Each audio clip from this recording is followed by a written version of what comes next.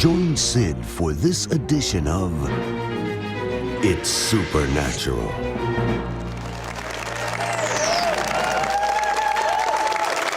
Bonjour, bienvenue dans mon monde où il est naturellement surnaturel. Mon invitée en tant que jeune a commencé à jouer du violon et ce qu'elle a découvert, c'est que les gens ont commencé à guérir. Je veux dire, les gens sentaient la douleur sortir de leur corps pendant qu'elle jouait du violon. D'autres, je sais que ça va vous étirer un peu, mais alors vous méritez d'être étirés. Si la Bible est normale, vous méritez d'être étirés. Le métal a commencé à se transformer en os quand elle a joué du violon. Metal started turning to bone when she plays her violin.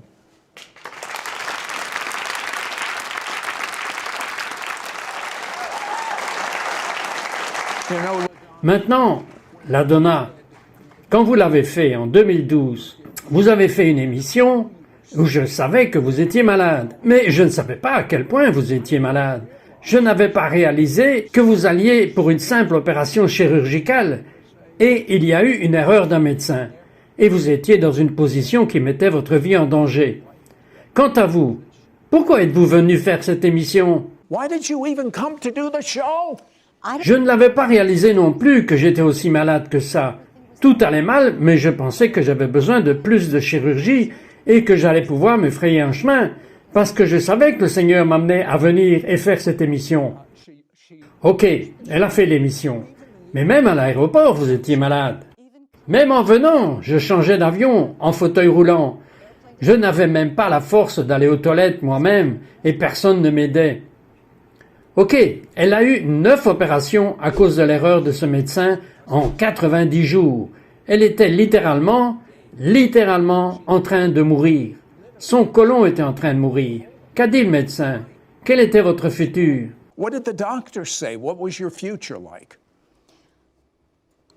Si je me rétablissais, et il ne pouvait pas me le garantir, si j'avais récupéré, j'aurais des caillots sanguins, des reins gonflés, des infections dans la vessie, des infections rénales, de l'arthrite, du diabète à part entière, le reste de ma vie, juste à cause d'une erreur.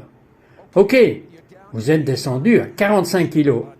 La prochaine opération consistera à retirer votre côlon mort.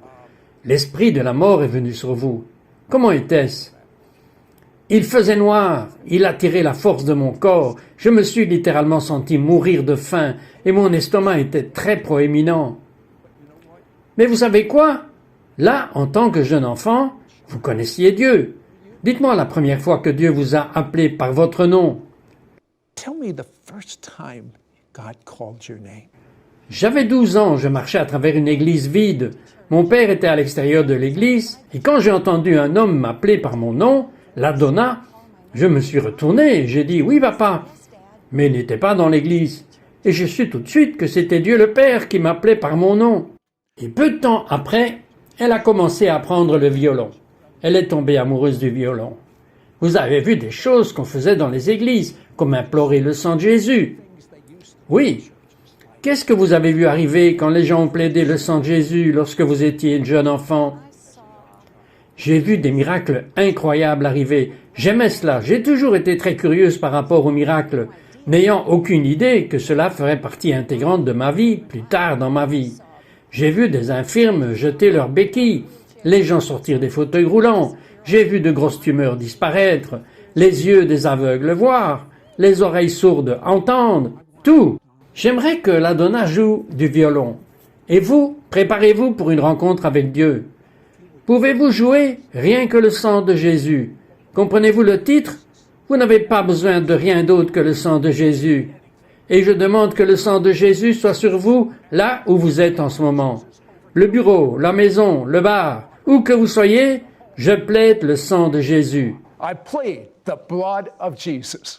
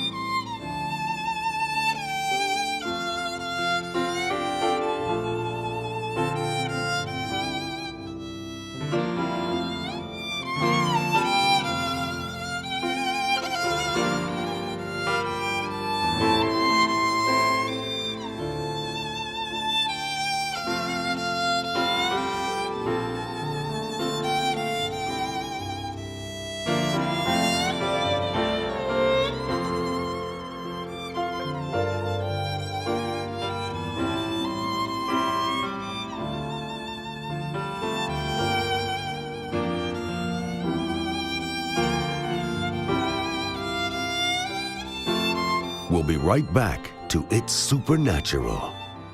Laissez-moi vous raconter mes petites histoires, courtes, édifiantes, encourageantes et inspirantes. En 30 ans, j'en ai regroupé plus de 3000. La plupart d'entre elles sont vraies ou tirées de faits réels. Je suis certain qu'elles vous encourageront comme elles m'ont encouragé. Soyez bénis.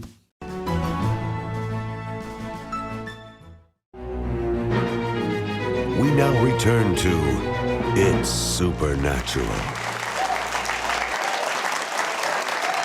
Maintenant, la Donna pèse encore 45 kilos. 9 chirurgies en 90 jours. Côlon mort, 10e opération. Retirer le côlon, juste à cause d'une erreur d'un médecin. Mais elle savait qu'elle devait faire notre émission de télévision. Elle le fait avant tout. En fait, ça a commencé avant.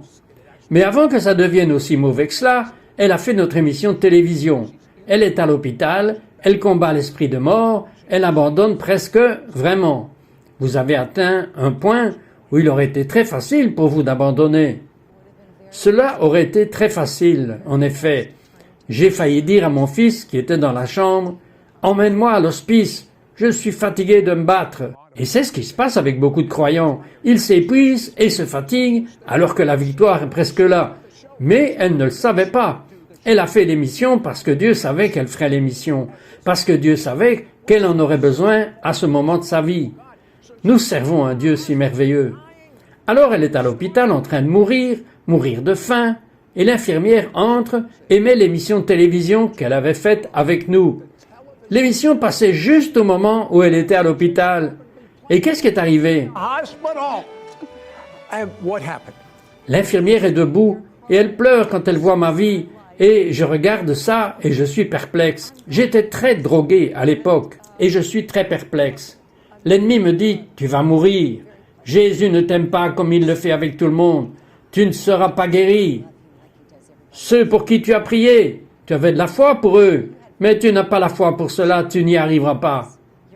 Mais j'ai regardé l'émission et immédiatement après la fin de l'émission, les emails ont commencé à arriver dans mon petit smartphone.